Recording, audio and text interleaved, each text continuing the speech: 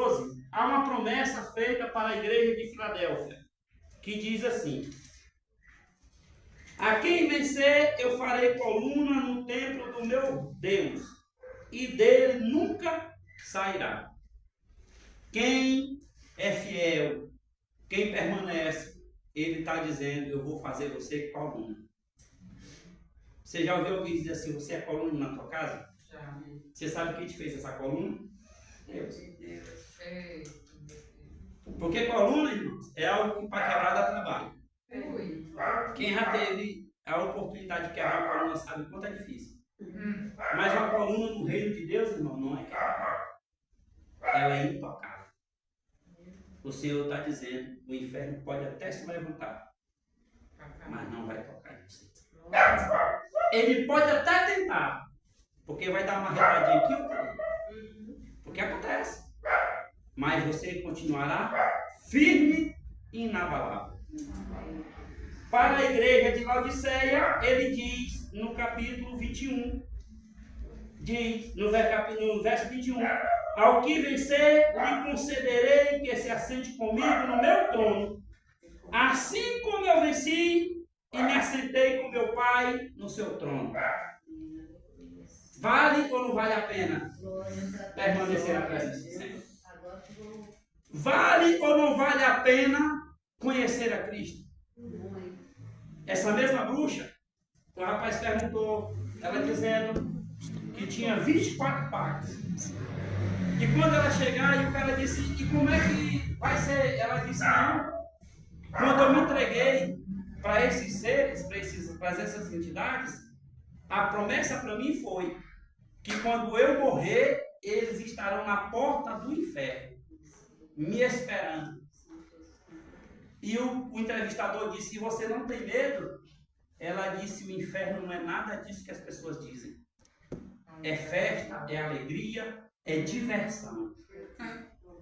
E eu digo para você, todo dia tem festa. E eu digo para você, conhece a palavra? Não. Quantas pessoas estão morrendo e indo para o inferno, achando que o inferno é isso? Posso fazer uma pergunta? Sim. Pastor, e pessoas que estão dentro da igreja, sendo sagradas, conhecem Jesus, têm experiência, tá? Viu o milagre, e sai e vai para o centro de macumba. Me explica essa doideira. Nunca foi servo do Senhor. E tem uns que nem saem, continuam Nunca conheceu a palavra. Porque esses daí sendo macumbeiro, conhecem. feiticeiro, Conhece, desobediente. Pois é, irmã. Aí a resposta que eu tenho para você é que eles nunca conheceram. Porque a palavra do Senhor, João 8,32, ela diz o quê? Conhecereis a verdade vos libertará. O que é que diz? Fale bem alto. Conhecereis a verdade vos libertará. Como é que você conhece a verdade? Lendo. E a pessoa que está sempre lendo, vivendo tudinho. Mas aí, irmã, tem um texto lá em Mateus que diz que quando Jesus vier, ele vai dizer assim: muitos vão dizer para o Senhor: Senhor, mas em teu nome eu preguei, em teu nome eu orei e pessoas te aceitaram, em teu nome eu preguei e pessoas foram curadas. E ele vai dizer o quê? Apartai-vos de mim, malditos. Não vos conheço. Você está entendendo isso? Aí, no caso, ele conhecia, mas ele permaneceu na iniquidade, aí Nunca foi fazendo liberto. as coisas, dando um de João sem braço e cego. Nunca foi liberto. E eu digo uma coisa: Então, no caso, seria uma libertação que ele nunca teve. Mesmo ele que nunca ele renunciou à sua própria vontade. Porque, tipo aqui, eu leio isso aqui, a palavra de Deus, estou lendo, estou tendo conhecimento disso aqui. Mas se eu não procurar ser liberta daquilo que me faz cegar, eu volto para onde eu estava. Talvez seja assim. Com certeza. Você quer ver uma coisa? Você disse: eu estou lendo. Porque as pessoas... Não é? Você disse: eu estou lendo. Isso. Você sabe qual é o problema dos crentes? Nosso? É que a gente lê a Bíblia. A gente não entende a Bíblia. O salmista diz que nós devemos entender. Nós devemos comer a palavra, nós devemos fazer o que com a palavra? Guardar na tábua do nosso coração para nós não pecarmos contra Deus. Então a pessoa, ela lê e ela não está guardando. Ela não guarda. Você você lê uma revista, você lê jornal. Volta para o pastor que o Satã gosta quer. Do jeito que quer. E faz ainda até pior, porque a Bíblia diz que aquele que diz que conhece e não pratica, é pior ainda. É pior ainda. Então, o que é que Deus está fazendo aqui nessa noite? Trazendo conhecimento para que você conheça, que você leia e que você conheça. Porque se amanhã ou depois Jesus voltar e disser assim, mas você não me conhecia. Você vai dizer para si, mas eu não te conhecia. Conheceu. Foi dito. Você não quis viver. Você não quis viver. A palavra não é para ser só lida. É para ser vivida. A palavra de Cristo, ela é vida. Vida que ressuscita mortos. Porque a Bíblia diz que nós estávamos mortos no nosso delito de pecado. Mas Jesus nos ressuscitou das trevas e nos tirou das trevas para a sua maravilhosa luz. Aí há quem queira. Quem quer e há quem não quer. É por isso que a Bíblia vai dizer que aquele dia, o dia do Senhor, será um terrível dia. Vai ser um dia de honra e um dia de desonra. Aí vai depender da escolha que a gente vai fazer aqui. E outra, é aqui. Não pense como muitos não, que acham que terminou, botou o barril por cima do caixão, acabou. Acabou não. Tem história. Uns para a segunda morte e outros para a vida eterna. Porque o Senhor é eterno. Essa aí é a primeira questão em que João vai dizer, ele vai falar que o Senhor, ele promete à igreja e ele cumpre. O Senhor é o Deus que mostra para as igrejas da Ásia Menor que ele é um Deus que vai fazer com que nos ajudar a passar por as adversidades, mas não vai nos ajudar a vencer todas essas adversidades. Aleluia. A segunda visão que João viu está no verso 14, que vai dizer assim. Primeiro 14. E a sua cabeça e os seus cabelos eram brancos como a lã branca, como a neve. O que é que João viu? E ele ainda diz mais, e os olhos dele como chama de fogo. Quando João fala dos cabelos brancos, como a pura lã e como a alva neve, ele não está dizendo que Deus era velho. Ele não está falando que Deus era antigo. Ele está falando da eternidade de Deus. Ele é eterno. Ele não foi criado, ele não foi inventado, ele é. E sempre será. Isaías 43, 13. Alguém abre aí para mim e lê aí. Os cabelos alvos de Cristo falam da eternidade dele, porque ele não foi criado, mas ele existe. 43, 13. Aleluia.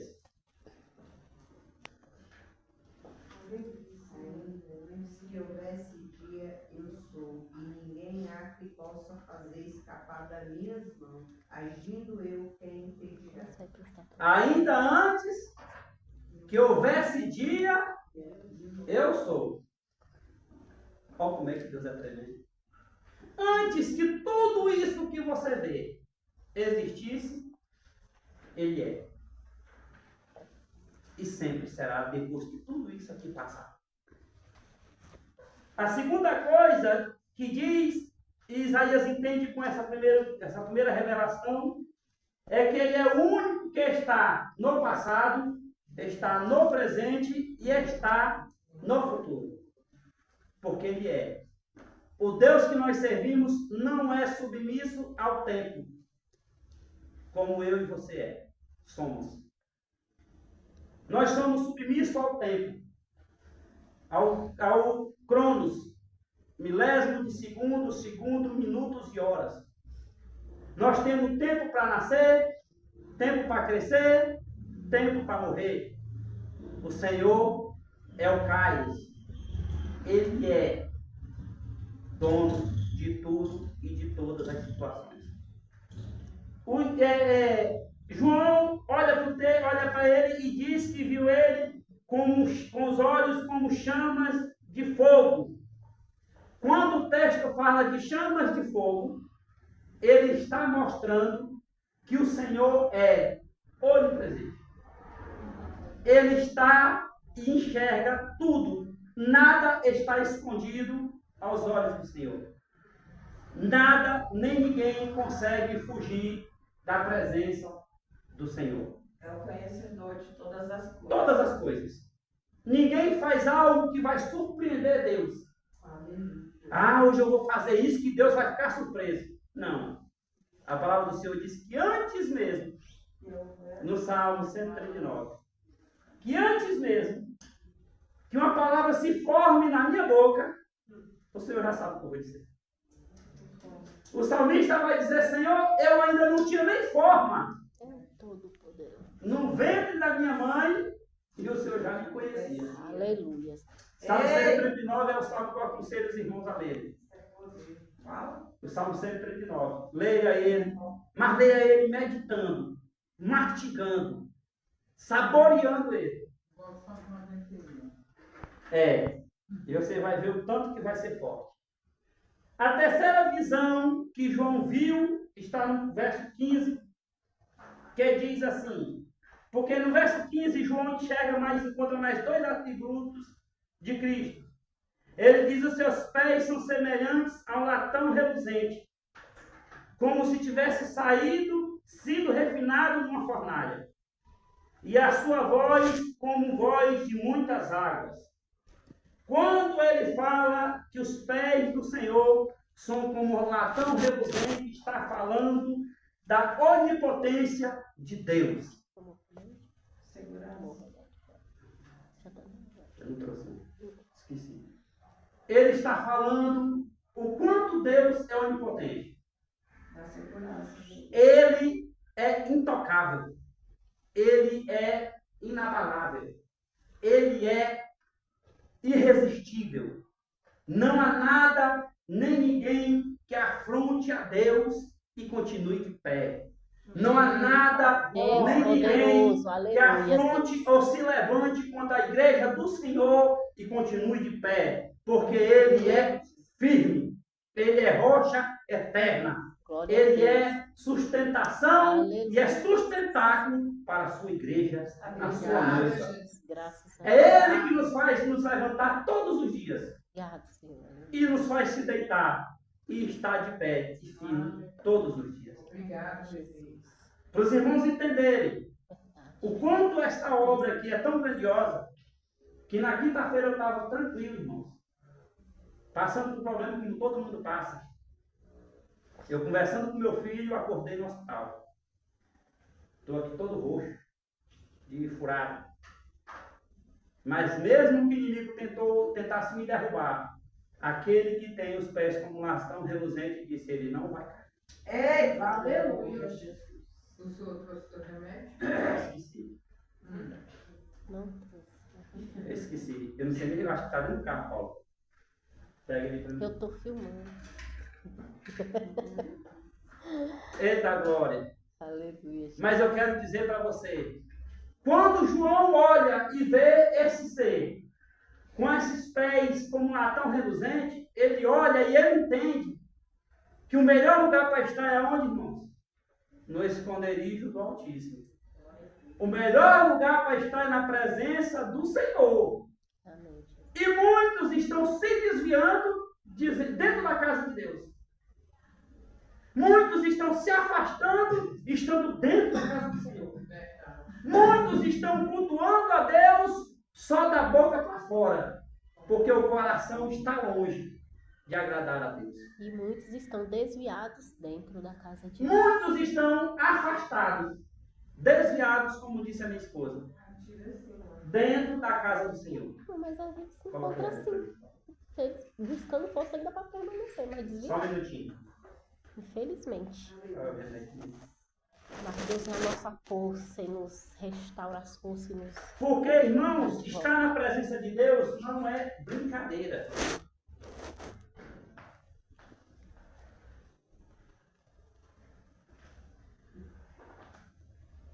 Estar na presença de Deus é para todos nós, mas nem todos querem. A palavra do Senhor diz que são muitos chamados. Jesus chamou toda a humanidade, mas são poucos os escolhidos. Não é porque Deus faz acepção de pessoas, é porque Deus escolhe aqueles que escolhem Deus. Você vai querer estar perto de alguém que não quer estar perto de ti? Você acha que Deus, na sua magnitude, em todo o seu amor, você acha que o Senhor, Ele tem a obrigação de te convencer? O Espírito Santo de Deus paga um preço alto. A Bíblia diz que o Espírito Santo de Deus geme por nós com gemidos inexprimíveis diante do Senhor. Mas se eu virar as costas do Espírito Santo de Deus, Ele não tem o que fazer. Porque o livre-arbítrio é meu, a escolha é minha. Deus não te obriga. Eu sou contra a palavra quando eu vejo pregadores ministrando, e eu quero que os irmãos entendam que é uma posição minha, de dizer, Deus vai te colocar na cadeira de roda, Deus vai te colocar num leito no hospital, Deus vai te colocar... Irmãos, Deus não vai fazer isso para te obrigar a servir Ele, não. Já ouvi muito isso. Você sabe o que é que Deus vai fazer? A tua escolha vai te colocar numa cadeira de roda, porque Satanás ia te matar. E Jesus, é atropelado, ia morrer, vai ficar vivo, numa cadeira de roda. Vai ficar vivo. Eita. Aí na cadeira de roda tu se encontra com Jesus, porque é na hora da dor que você vive para Jesus. Aí Jesus, na misericórdia dele, te livrou do inferno, aí você dá espaço para ele te convencer. Eu digo isso porque eu tenho um amigo meu, e eu vou dizer aqui porque eu tenho a liberdade de falar, o pastor Clésio, que ele disse um dia, eu não quero mais Jesus. Na quinta-feira. Na sexta de noite, Satanás foi buscar ele. Ele não queria mais Jesus. Sexta de noite, ele tomou um tiro de ponto .40. Quebrou a face, a bala passou pela coluna dele e parou a 2 centímetros do coração. E um dia ele estava questionando, olha o que Deus fez comigo. Eu digo, não, senhor. Você sabe o que Deus fez Parou e ainda contigo? está lá, né? E você sabe o que Deus fez contigo? Me dá aqui aquela chapa aqui, o raio-x dele aqui. Você está vendo essa mancha branca aqui? É teu coração. Você está vendo essa branca maior aqui? É a bala. Pelo médico, ele disse que ela está a 2 centímetros do teu coração. Sabe o que Deus fez contigo? Colocou a mão e parou a bala a 2 centímetros do teu coração. Porque se tu tivesse morrido naquele tiro, tu estaria onde hoje? Aí ele olhou para mim e eu digo, responda! Você não está nervoso? Pois agora não vamos brigar. Tu não vai me bater mesmo, tu não vai se levantar. Aí ele olhou para mim, secou a lágrima dos olhos e disse, eu estaria no inferno. Eu digo, pois foi isso que Deus fez contigo. Parou a bala antes de chegar no teu coração. Então, irmãos, nós temos que entender que o Deus que nós servimos, Ele é amor. Aí você vai dizer, mas Ele é fogo consumidor. Mas é porque não quer com Ele, nada com Ele. Pastor, A desobediência. eu já ouvi gente falar que Deus obriga a pessoa a servir. Nunca. Eu também acredito assim. Nunca. Porque ele não vai contra Ele mesmo. Porque a palavra do Senhor diz que Ele é, lá em João, capítulo 1, no princípio era o verbo era Deus, o verbo estava com Deus e Ele era Deus. Quem é o verbo? A palavra. Quem é a palavra? Jesus. Você acha que Ele, sendo a palavra, Ele vai contra a palavra dele? Não. Que deu para mim, para você o livre-arbítrio? Não. Não. Mas eu já ouvi gente pregando. A escolha do céu e do inferno é de quem? Nossa. E deve tirar as pessoas da igreja? Nunca. E essas profecias que falam que Deus vai balançar não sei o que, a árvore, tirar os frutos, vai passar o vento, vai tirar o povo de dentro da igreja, aqueles que não querem nada. Mas porque esses já estão perdidos É mesmo. interpretação, irmã. Também. Aí eu Vai ficar dentro da volto, igreja fazendo o quê? aí eu volto para o texto que nós lemos no início. A pessoa pega um texto, faz do jeito que ela quer e bota do jeito que ela quer. É porque E você vai dizer que ela está errada? eu também fico pensando porque a Bíblia diz que vai ter o joio E o trigo. E ele não faz acepção passando no vento, de pessoas. Quem agrada ele, quem não agrada Ele vai, a pessoa vai ficar livre. Você sabe quando é que vai acontecer isso? Ele não vai Isso tirar, a vai pessoa sai se acontecer. quiser. Tudo é escolha Você do sabe ser quando é humano. que vai acontecer isso? Isso irá acontecer? Na vida de Jesus. Na vida de Jesus vai ser separado o joio do trigo. Porque é assim. Pregação que tem que ser. Escute, porque é assim, ó, preste atenção. Deus não vai te tirar da igreja, porque se você sair, tem outras pessoas que sairão por sua causa. Porque você vai sair falando mal, vai fazer um monte de levante, ainda vai pagar um preço maior, que ainda vai levar outras vidas, que não estão firmadas. Sabe por que ele não arranca o joio do meio do trigo? Porque se ele arrancar o joio, o trigo também sai. Então não será feito assim. Deus não faz isso. É só não ter. A Bíblia diz, e isso aqui eu posso pregar, que ele vai balançar a figueira. É Bíblia. Vai balançar a figueira, os frutos maus vão cair, os que não tivessem vão cair. Mas, irmão, é na vinda de Jesus. Não é agora, não. Porque se Jesus for tirar todo mundo que está doente dentro da igreja vai fechar. Porque eu ouvi a pregação aqui que Deus está tirando quem está estragando os outros. Eu falei, todo mundo tem pecado, todo mundo tem seus. Ó, presta atenção, Mateus 24 ou 25, agora me falha um pouco a memória, me foge da memória. Vai falar da separação do joio, do bode e das ovelhas. Se vai ter separação entre bode e ovelha, é porque os dois estão vivendo juntos. Se existe o joio e o trigo, é porque os dois estão onde? Juntos. Eles crescem juntos. Você entendeu? Vai crescer. O fruto bom e o fruto Só que tem uma coisa que nós devemos entender. Aí, por isso eu digo a importância de conhecer a Bíblia. Eu tenho que saber, irmãos, quem eu sou. Se eu sou bode, eu sou ovelha. Se eu sou joio, eu sou trigo. Não adianta eu apontar o seu erro e dizer, a irmã Jôcia é o joio. Porque Paulo diz, examine-se o homem a si mesmo. Quem tem que se julgar sou eu. Ninguém nessa terra tem o poder e a autoridade de me julgar. Verdade. Pelas minhas concepções, pelos meus entendimentos. Mas tem uma coisa. Esse Jesus soberano, rei, sumo sacerdote, que ainda hoje intercede por mim, ele vai me julgar. Você está entendendo? Aí é que está. Como é que eu vou me apresentar diante dele? Aí lá eu vou saber se eu sou bode ou se eu sou ovelha. Se eu fugir do contexto da palavra. A terceira coisa que ele vê é Jesus, com os ferros, a gente fala da onipotência do Senhor. E no mesmo verso 15 vai dizer que a sua voz é como de muitas águas.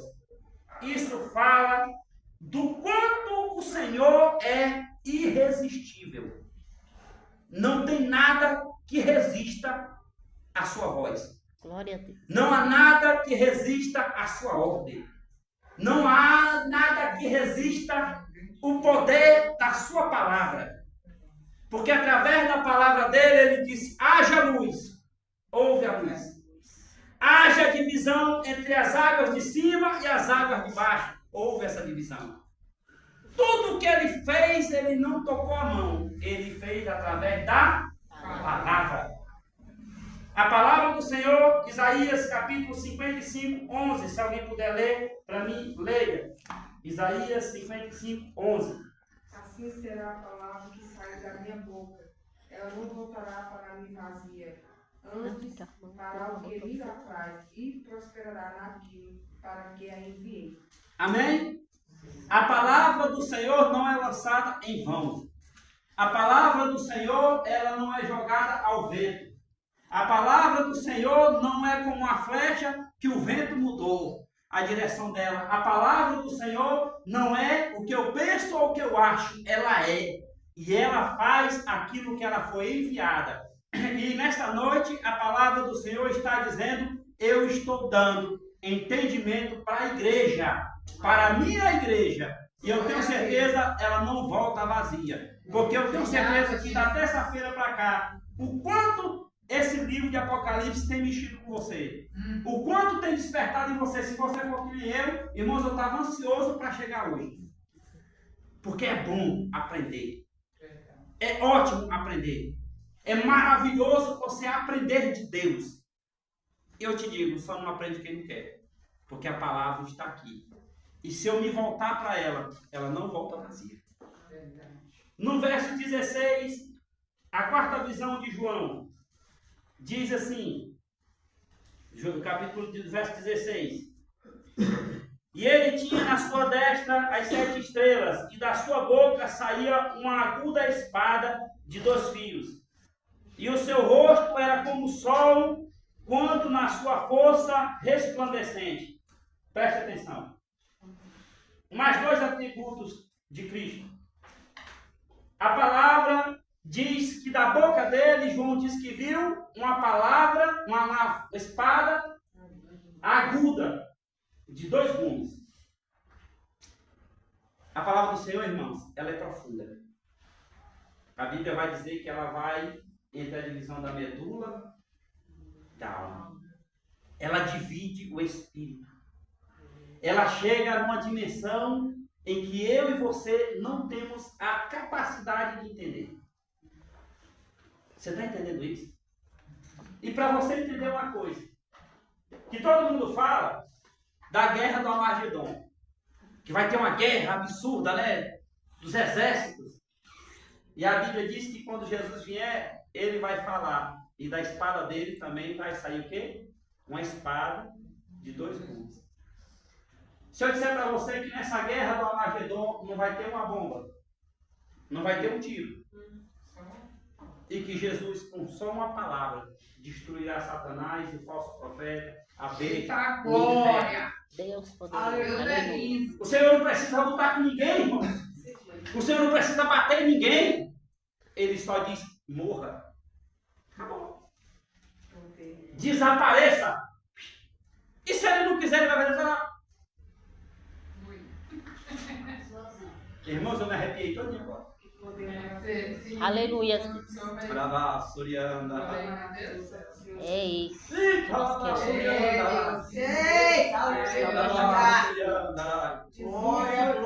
O Deus que nós servimos, irmãos, ele não precisa movimentar nada. Só com um sopro da sua boca, ele destrói tudo o inferno.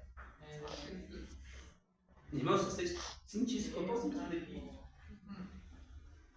tá? Eu não vou correr não, mas eu estou assim, se eu puder sair daqui voando, eu faço isso. Volta. Porque, irmãos, é lindo Precisa. você entender o tamanho do Deus que você serve. Aleluia. E muitas pessoas não querem. Muitas pessoas não estão nem aí. Muitas pessoas vêm para o culto porque se eu não vier para o culto, 12 cultos, a pastora vai atrás de mim. Ah, porque o povo vai ficar me ligando. Ah, porque... Irmãos, não. Tenham o prazer de estar na casa do Senhor.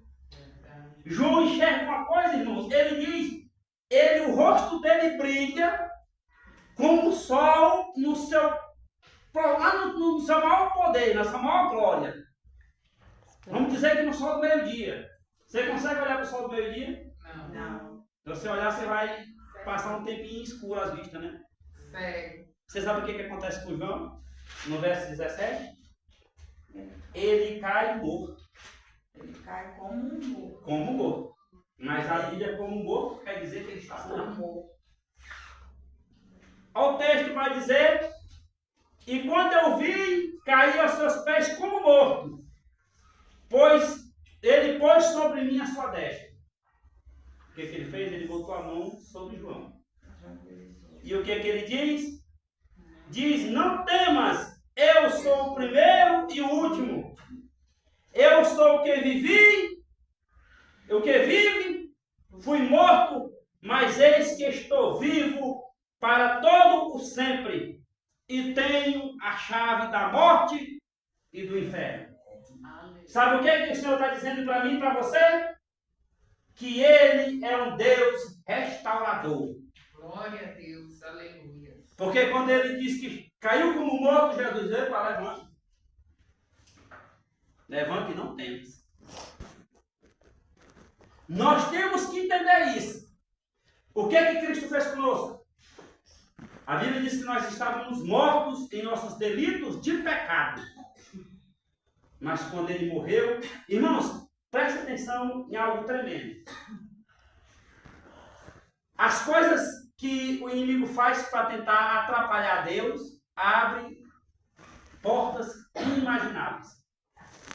Satanás coloca no coração do povo judeu para matar Jesus. E você sabe o que aconteceu?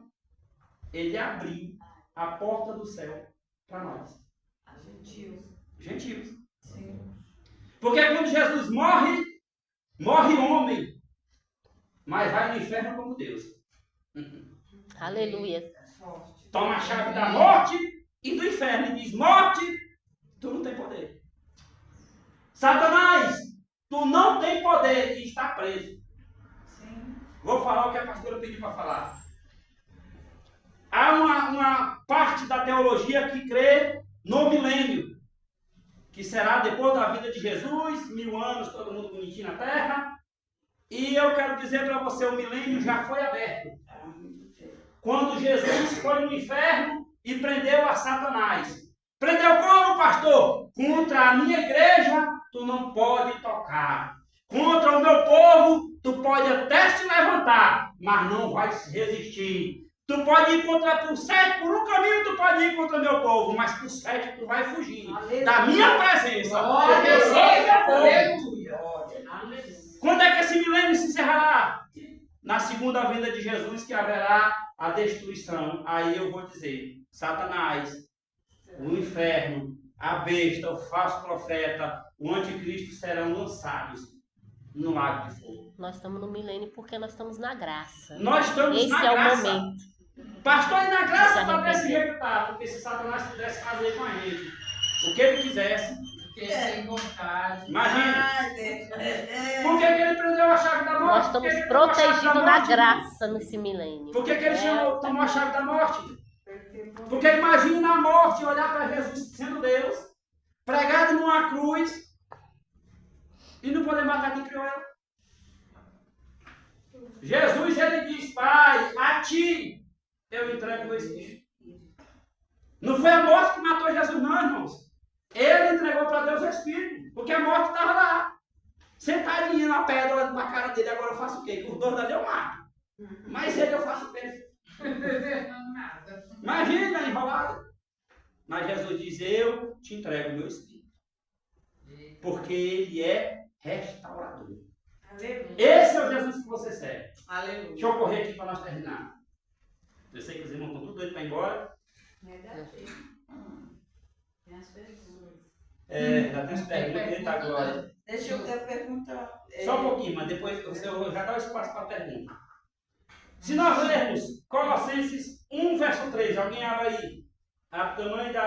Você vê o tamanho da glória de Deus. Nesse texto deixa bem claro o tamanho do amor de Cristo por nós, sendo assim, no verso 5, a parte B, vai dizer aqui, ó, 5b. Aqui, que é fiel, parte A, vou ler todo. Da parte de Jesus Cristo, que é fiel testemunha, o primogênito dos mortos e o príncipe dos reis da terra. Ele é tão tremendo que ele foi o príncipe dos mortos. Ele foi o primeiro que morreu. Mas ele ressuscitou. Por amor de mim e de você. Aleluia. Leia aí Colossenses capítulo 1. E por que eu estou dizendo isso, irmãos? Porque nós temos que entender que nós podemos até viver a pior momento da nossa história, nós podemos até passar por luto, nós podemos até enfrentar dificuldades, mas o Senhor nos ama de uma maneira poderosa. Alguém leu aí Colossenses capítulo 1, 13? 13. O qual nos tirou da potestade das trevas e nos transportou para o reino do Filho do seu amor. Para onde? O Filho do céu. Da onde? Filho do seu amor, o qual nos tirou da potestade das trevas e nos transportou para o reino do Filho do seu amor. Olha o tamanho do amor de Deus. Ele nos tirou das trevas para o reino do amor do próprio Filho.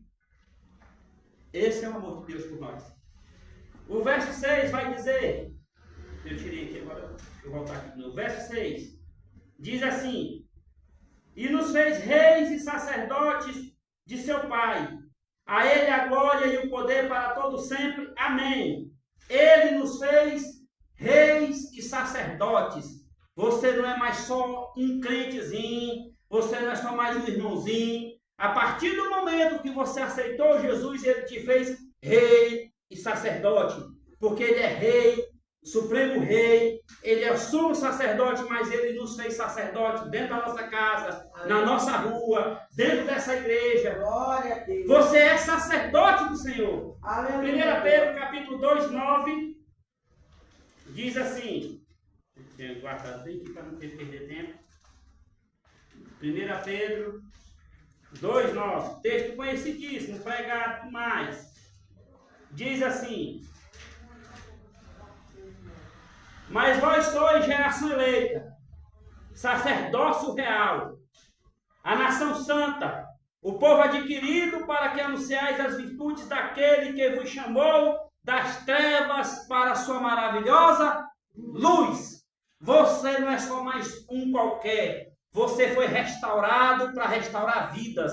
Você foi chamado para fazer a obra. E se não está fazendo, como diz o hino que foi cantado aqui no início, aquele que colocou a mão no arado não pode soltar. Eita, Jeová. Se soltar, será visto como alguém que virou as costas. E se você virou as costas para Deus, você pode ter certeza, vai vir a recompensa. Você disse que Deus, Ele é justo. Melhor que nunca tivesse conhecido. Ele não vai provocar coisa ruim na tua vida, porque Ele não te tentará para o mal. Ele nunca colocará sobre você uma carga que você não pode carregar. Ele nunca vai te provar ao ponto que você peque contra Ele. Mas quando nós estamos na prova, é para que nós possamos glorificar o nome dEle, porque a glória dEle vai ser derramada sobre a nossa vida, porque Ele é um Deus restaurador. No verso 7 diz assim, o verso 7. E eis que venho nas nuvens, e todo olho verá, até os mesmos que o transpassaram, e todas as tribos da terra se lamentarão sobre ele. Sim e amém. O pastor está dizendo que até aqueles que transpassaram ele, todos terão que ver a vinda de Jesus. Todos. Todos. A igreja será, a Bíblia diz que os mortos serão ressuscitados. A igreja será arrebatada. Mas todo o olho verá, desde que o mundo é mundo, vai ver a vinda dele para honrar a igreja. E para aí ler aí 1 Coríntios 15, 52, por favor. 1 Coríntios 15, 52. Por ler. No momento, no abrir e fechar de olhos, ante a última trombeta, porque a trombeta soará. A trombeta soará. E os mortos ressuscitarão incorruptíveis e nós seremos transformados. Amém? Promessa de Cristo para mim e para você. Os mortos ressuscitarão. A igreja será transformada. E nós iremos morar no céu. Talvez você tenha olhado e tenha dito, pastor, mas por que eu tenho que conhecer Apocalipse? Nós temos aqui quatro pilares que nós temos que entender. E a partir da terça-feira que vem nós vamos começar no capítulo 4, onde vem a parte mais difícil de entender. E aqui todo mundo tem medo. Vai começar os selos. Mas por que eu preciso conhecer Apocalipse?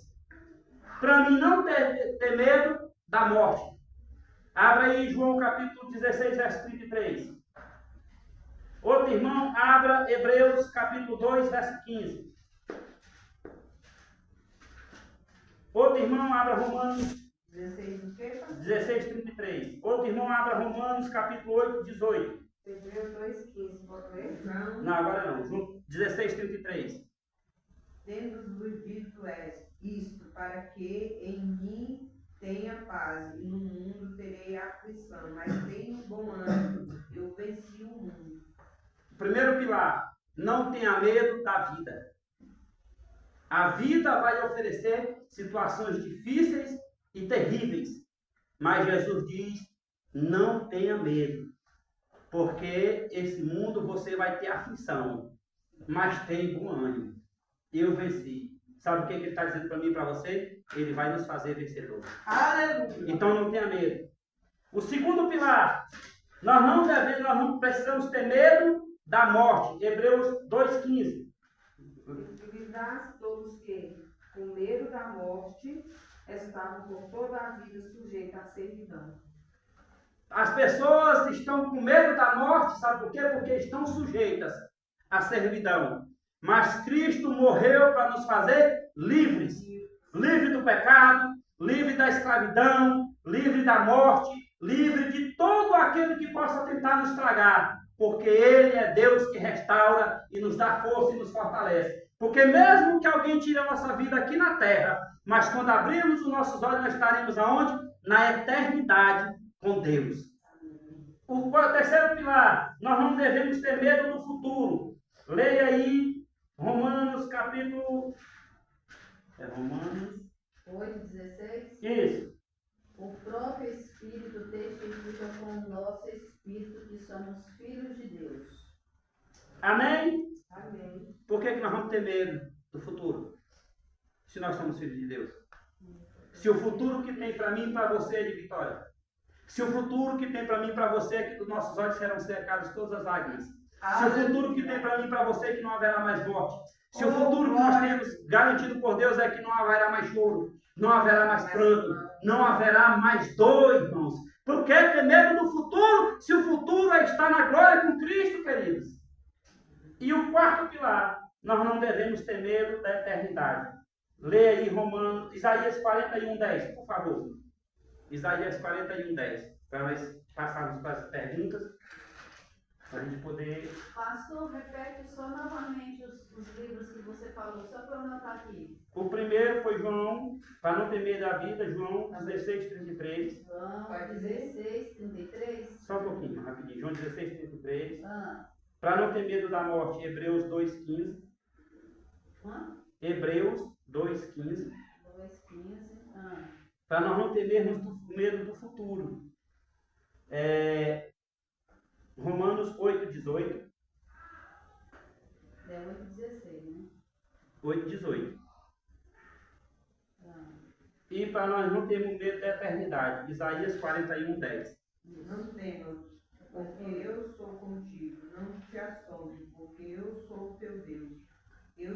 Eu te fortaleço, eu te ajudo e te sustento com a destra da minha justiça. Amém? Amém. Ele é que nos garante. É Ele é que nos sustenta. É Ele é que nos guarda. É Ele que faz de mim e de você vitoriosos. É Ele, para Ele e por Ele, que o nosso nome está escrito no livro da vida, para exaltação da sua glória, para que nós possamos, juntamente com todas as promessas que aqui estão, vivermos na sua presença, adorando, exaltando e bendizendo ao nome do Senhor. Amém? Amém? Amém. Perguntas?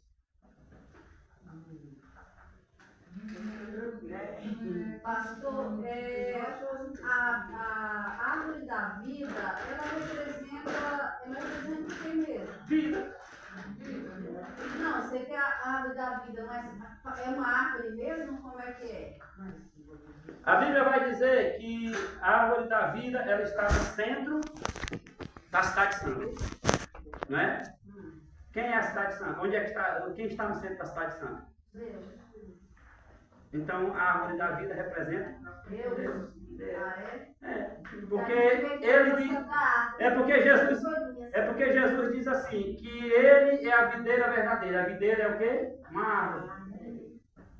É só como é? Simbologia. Simbologia, né? Simbologia. É o que eu falei. Nós temos que tentar entender a Bíblia pela forma que ela foi descrita.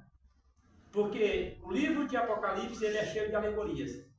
Ele é cheio de comparações, de simbologias. Então a gente tem que cuidar disso, de entender isso. Tá certo? A senhora tinha uma pergunta. Essa visão só foi dada a João, né? Essa visão de Deus, né? Para ele, para falar sobre o que ele estava querendo dizer para ele escrever os livros. Dessa forma foi. Mas se você olhar, Ezequiel teve a visão do céu. Nesse contexto, né? Ezequiel teve a visão do céu. Moisés também teve, não teve uma brecha, ele Não, mas aí é outra situação. Nesse texto aqui, segundo Apocalipse, Ezequiel viu os seres celestiais. Daniel, para a gente poder entender mais profundamente ainda o livro de Apocalipse, eu aconselho os irmãos também a ler o livro de Daniel. Porque quando fala das 70 semanas que aqui está no livro de Apocalipse, que fala das 70 semanas, não é 70 semanas seguidas. São tempos. E nós já estamos vivendo os últimos dias da última semana de Daniel. Nós estamos vivendo, se você pegar o texto de Daniel, que fala das 70 semanas, você vai entender que a igreja de hoje está vivendo os últimos dias da última semana de Daniel. A vinda de Jesus, irmãos, eu digo isso aqui sem medo nenhum. A vinda de Jesus está muito próxima. Por que, pastor, que você diz isso? Porque eu quero fazer uma pergunta para os irmãos. Vocês creem que o anticristo já está na terra? Eu creio. Vocês creem nisso, né? Teve um pastor que ele foi praticamente banido do Nordeste porque ele disse que o anticristo está na terra. E eu digo aqui, sem medo nenhum, ele já está na terra.